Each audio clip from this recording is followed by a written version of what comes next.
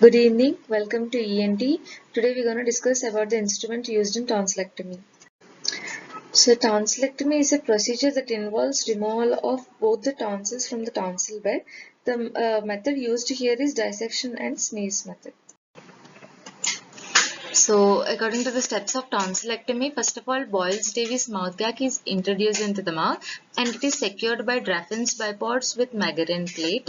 After that, one tonsil at a time, the whole procedure is performed on one tonsil and after that repeated on the other tonsil. So, one tonsil is grasped and it is pulled medially to the midline with Dennis Brown tonsil holding forceps.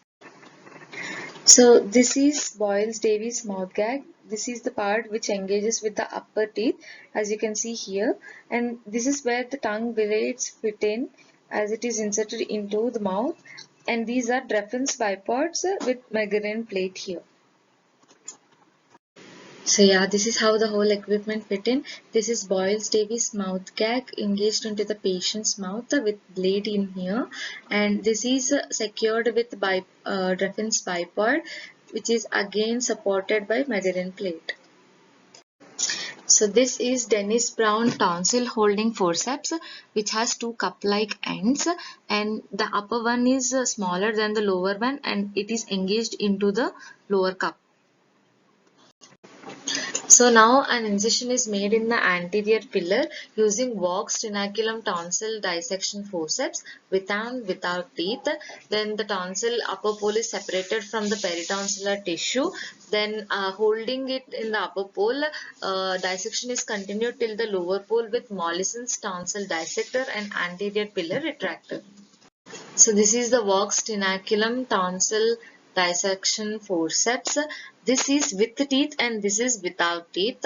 And this is the Mollison tonsil dissector and anterior pillar retractor. So basically this hook-like structure is the retractor with which we retract the anterior pillar and check if there is any bleeders or bleeding arteries.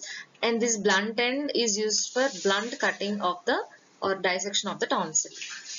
So after blunt dissection until the lower pole, Eve's tonsillar snare is introduced, tightened at the lower pole, and the tissue there is crushed out and tonsil is removed. And if there are any bleeding arteries, they are identified and secured by this tonsillar artery forceps, which are of two types, and the pooled blood is suctioned out with Young's suction cannula.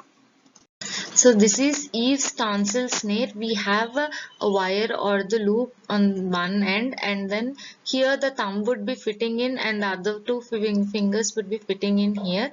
With this loop we try to secure the lower pole of the tonsil where so many blood vessels enter the tonsil. So that's why we don't do blunt cutting here. Rather we try to secure it with this loop and try to crush the tissue so as to minimize the bleeding, and the pool blood is suctioned out with Young's suction cannula. So after removing the tonsil, we'll see if at all there is any bleeding arteries. If at all we found one, we'll first of all catch the artery with this Burkitt straight tonsil artery forceps. After that, we'll secure the same artery with the Neger's curved tonsil artery forceps, which have curved end, and then we tie a knot or ligature it. That's end the topic. Thank you.